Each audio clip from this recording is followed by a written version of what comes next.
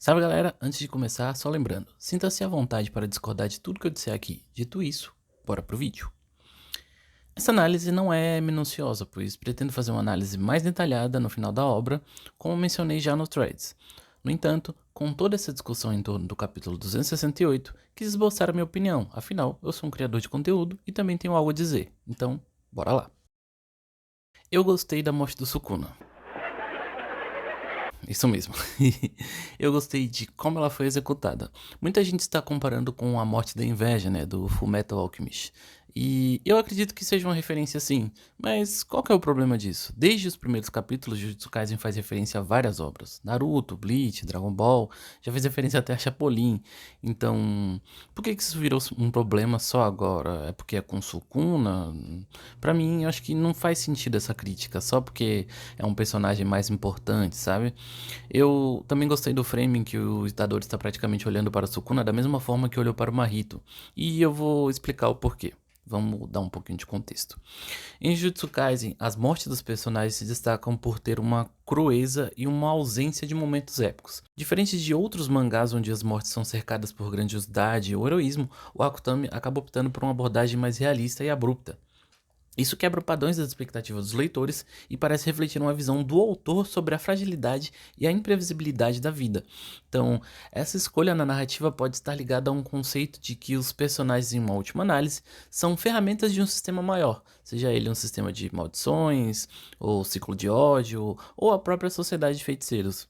Mesmo os personagens mais poderosos, como Gojo, Hajime, Kenjaku, que poderiam ter destinos grandiosos, né? Acabaram ali encontrando fins inesperados e até em certo ponto anticlimáticos.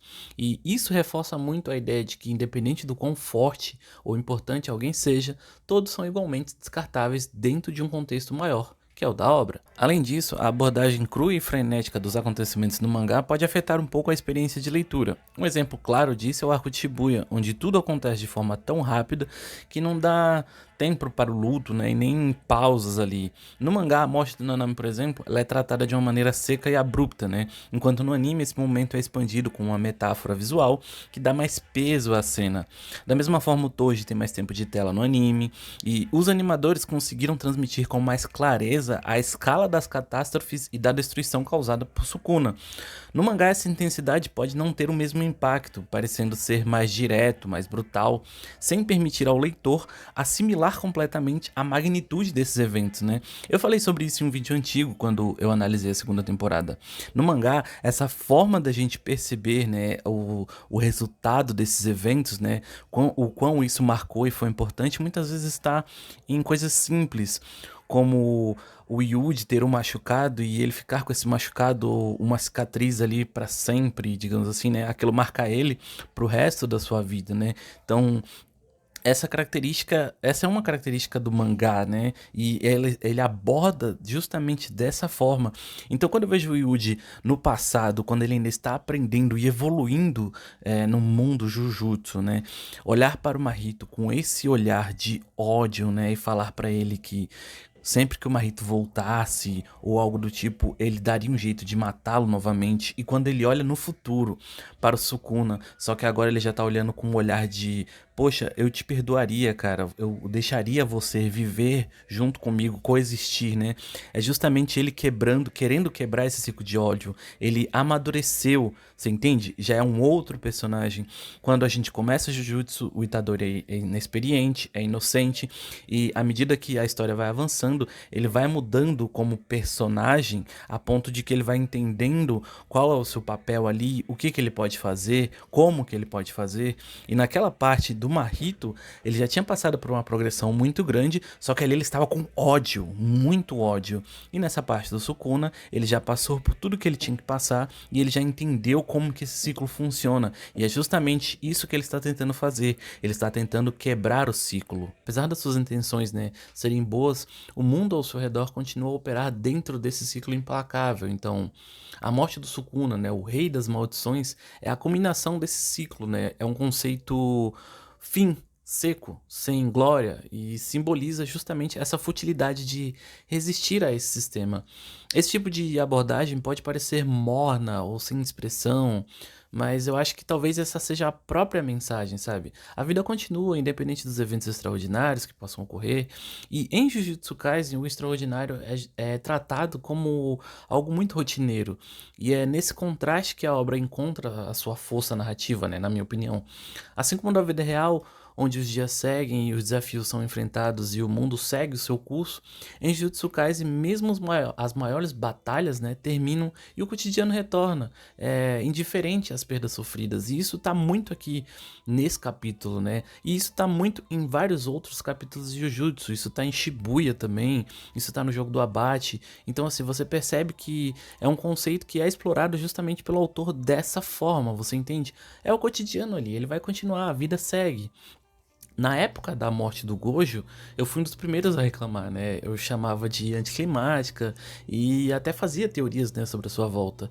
E eu de fato vi o Akutami abordando esse conceito de morte de uma maneira mais crua, mas eu pensava que em personagens mais relevantes, como o Gojo, isso seria trabalhado de uma forma diferente. Mas é aí que tá o problema. O porquê que isso seria trabalhado, né? Por que seria diferente? Porque eu quero? Se as mortes serem abruptas, passarem essa mensagem crua e seca é parte da essência da obra, fazer diferente com Gojo não seria um pouco contraditório? Então a Kontami deve fazer um epílogo da forma que eu quero ou deve continuar a mensagem que está sendo perpetuada desde o início da obra? Então é algo que dá pra se pensar, né, se questionar. Quando no capítulo o Itadori fala com o Sukuna e ele tenta apelar ali por uma coexistência, né, sugerindo que poderiam viver sem amaldiçoar ninguém, né, essa tentativa de reconciliação é comparado ao conceito de dualidade da natureza humana, bem e mal coexistindo dentro de cada indivíduo, né, e é a forma que eles coexistiram ali por um tempo.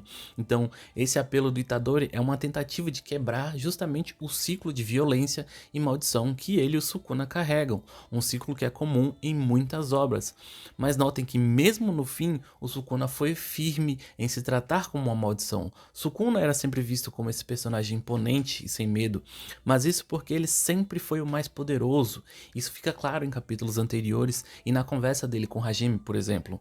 Então, no momento da sua morte, o Sukuna sente medo, assim como o Mahito, mas não é algo que te dá pena, assim como não deu também com o Mahito. Percebe a similaridade?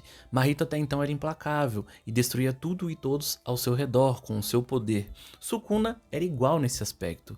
Então, no desespero, Sukuna tenta sim entrar na mente de Megumi, mas nesse ponto, o Megumi já estava pronto justamente para não ceder ao Sukuna, né? E assim como o Mahito, o Sukuna era uma maldição que não conhecia o medo de perto, sabe? Ter esse sentimento. Justamente por sua arrogância, ele jamais pensou que sentiria isso vindo daquela pessoa que ele mais menosprezava, o moleque. Em um vídeo que eu fiz um tempo atrás sobre dualidades em Jujutsu Kaisen, é um vídeo que fala sobre outra coisa, né? Tá falando sobre Jujutsu Kaisen, mas eu abordo um pouco disso, né? Em termos de simbolismo, né? A fala do Itadori reflete esse conceito budista, né? De compaixão e interdependência, onde mesmo os seres mais amaldiçoados, né? Podem ser redimidos através da compaixão, né? Mas claro, o rei, ele não aceitaria isso, né? E pra mim, cara, tá tudo bem.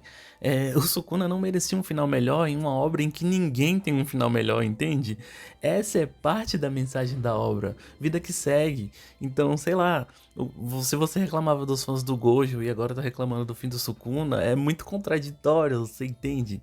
Então, mais pra frente no capítulo a gente vê, né, a Uraumi lá e o Hakari, e a Uraumi fala justamente sobre a sorte, né, dos protagonistas, mencionando que eles escaparam da morte por terem nascido mil anos, né, mil anos, por terem nascido 1000 anos mais tarde, né? E eu acho que isso é uma referência ao conceito do karma no budismo, né? Onde as ações de vidas passadas afetam a sorte da vida no presente, né? Então, a ideia de sorte e destino é um tema que é recorrente, sim, em Jujutsu Kaisen e também é recorrente em outras obras. Mas em uma última análise, eu acho que dá pra explorar muito mais o capítulo como um todo, né? E quem sabe eu não faça isso no futuro, né? Jujutsu Kaisen não é perfeito, tem suas falhas e está longe de ser o melhor mangá. E eu acredito que não tem essa pretensão de ser, né? Mas honestamente, esse capítulo não é um dos piores que já vi. Não estou querendo dar mais significado do que possa existir na obra, né? Mas essas entrelinhas, esses simbolismos em Jujutsu Kaisen foram o que sempre me chamaram a atenção. Então, por que o Akutami, né, escolhe fazer dessa forma? Eu sinceramente não sei. Mas e vocês? O que vocês acharam desse capítulo? Deixa sua opinião aqui nos comentários, tá bom? Enfim, galera, esse foi só mais um bate-papo com vocês, né? Mas eu quero sim saber a sua opinião, tá bom? Vou indo nessa e até o próximo vídeo.